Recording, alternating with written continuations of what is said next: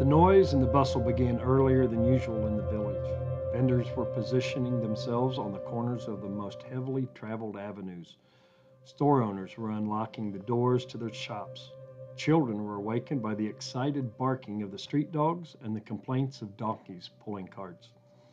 The owner of the inn had awakened earlier than most in the town. After all, the inn was full, all the beds taken. Every available mat or blanket had been put to use. Soon all the customers would be stirring, and there would be a lot of work to do.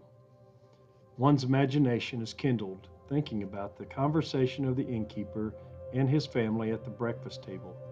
Did anyone mention the arrival of the young couple the night before? Did anyone ask about their welfare or comment on the pregnancy of the girl on the donkey? Perhaps someone raised the subject, but at best it was raised, not discussed. There was nothing that novel about them. They were possibly one of the several families turned away that night. Besides, who had time to talk about them when there was so much excitement in the air? Augustus did the economy of Bethlehem a favor when he decreed that a census should be taken. Who could remember when such commerce had hit the village?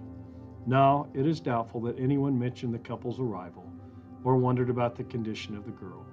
They were too busy. The day was upon them. The day's bread had to be made. The morning's chores had to be done. There was too much to do to imagine that the impossible had occurred. God had entered the world as a baby. Meanwhile, the city hummed. The merchants were unaware that God had visited their planet.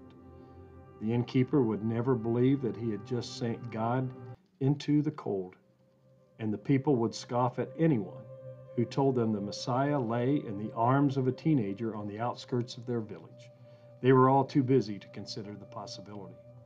Those who missed His Majesty's arrival missed it not because of evil acts or malice. No, they missed it because they simply weren't looking. Little has changed in the last 2,000 years, has it?